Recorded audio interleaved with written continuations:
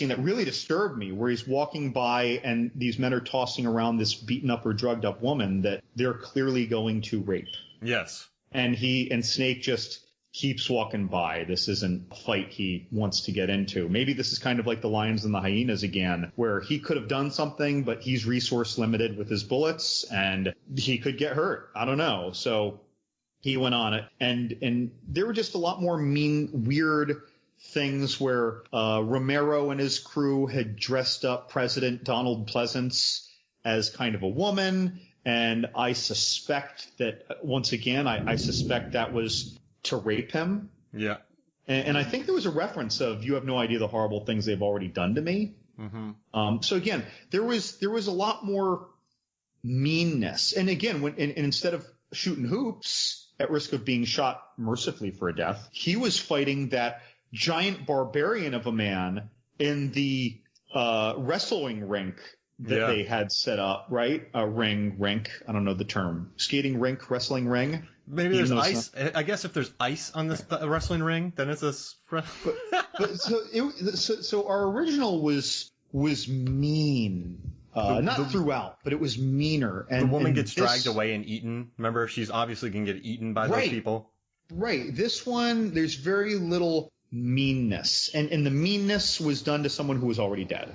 Yeah. For all I know, he got shot in the head and he was out right away, right? Mm-hmm. So it's very different. But again, we're coming out of the exploitation era too, back in 1981, the prime early exploitation era. So maybe that was why that was. And then by comparison, it's not that mean for its time, right? I mean, you even look at 1978's Dawn of the Dead, not the whole movie, but the first 15 minutes. That is mean. Texas Chainsaw Massacre. Right. So again, it's not just that Snake is cheekier now, and what's funny is that he more readily kills now, but the movie isn't mean. The movie is fun. I don't mean to call it whimsical, but it's comparatively quite lighter. It's cheeky, man. It's a cheeky, sarcastic little movie, which I dig, and so I'm happy we covered this for our 300th episode. I mean, I own it now, and I had it on digital, then I bought the Blu-ray. So I was surprised I didn't own it. Yeah, before I bought it here. I think I never bought it before because it just had no extras on it. So I kind of just thought, oh well, I not do that. So that's why I bought the Shout Factory one. I think I just always assumed I own it because I'll bet that 5 or 10 years ago I could have bought like a snap case for $5.99. But I think because if I saw that on Amazon, I just would have bought it. Except I didn't get up and go look at my movie collection to realize I didn't have it. One last question: where do they get all the candles from? Someone's making them. Fair enough. All right, there it is. Someone's making them. I mean, they're making gem-studded leather jackets, and they clearly have a surplus of doll heads to decorate cars. Yeah, and they have treadmills in really nice areas with a lot of computers. I want to know about those doll heads because Cuervo seemed like a very manicured kind of South American dictator. Yeah. He struck me as like the Pablo Escobar or Che Guevara or whatever, where they probably live in a nice home, they care about their families, but they are revolutionaries, right? Or drug dealers or whatever the case for one or the other. He doesn't strike me as the type that would want. In fact, he strikes me as the type who might be repulsed by that line of creepy doll heads. Remember that along the edge of the windshield? Yeah, that was interesting. That was maybe just let his driver do his thing. I feel like the dude who does that is the dude who like hangs someone upside down and bone tomahawks them in half. You know what I mean? Like that was but it's still a funny thing. Like I see that and I snicker and it's a nice touch anyway. And by the way, is it me or did that I don't know, accountant who cheated on his taxes who was shooting the hoops right when Snake was getting there? That dude almost got it. He did.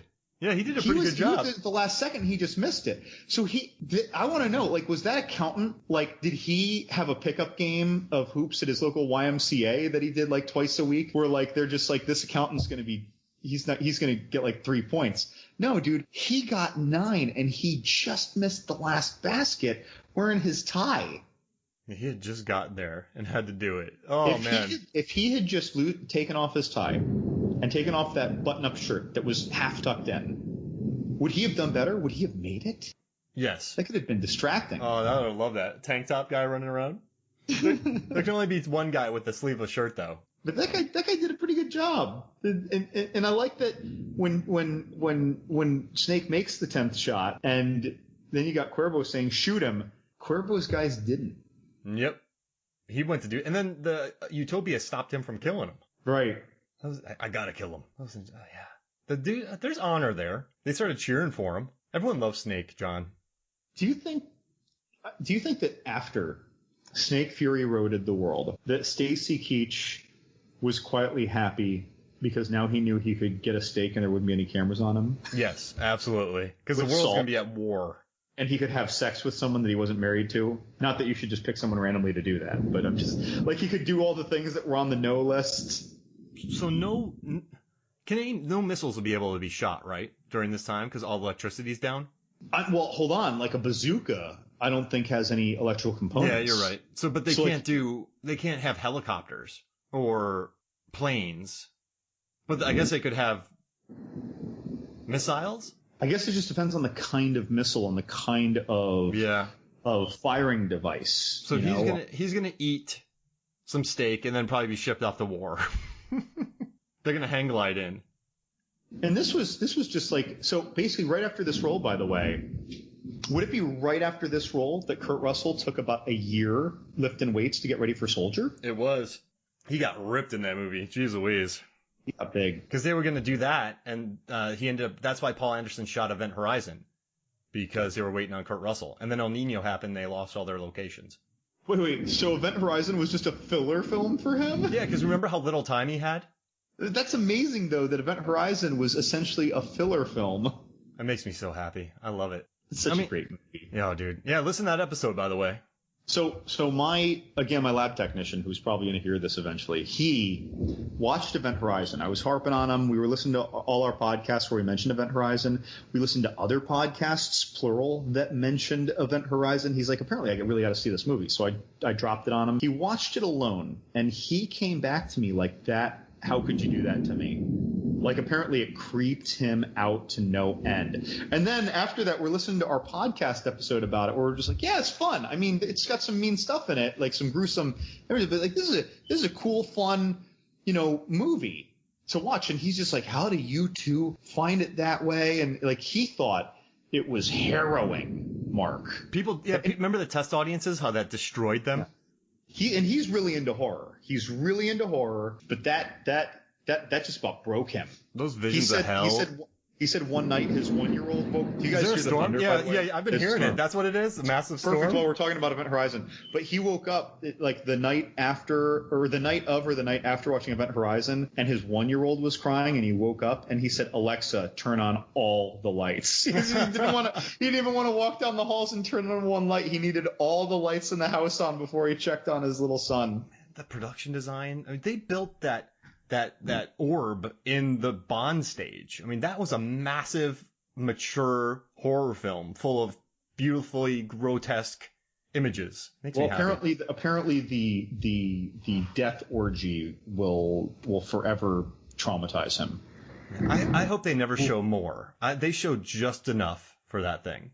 Enough. So I've seen some of those extended cuts online. I think we discussed it in the podcast way back then. And when you see more and you can start to see more of the production of it, you see the flaws in the shots. Whereas when it's brief, you're focusing on what's center stage and right in your face. And also it looks faker when you see more of it. Like those little, it was, I agree. That was perfect. Perfect. But again, it almost ruined him. I think I almost got a resignation letter that day. Oh, well, thank you for enduring that. Thank you for listening.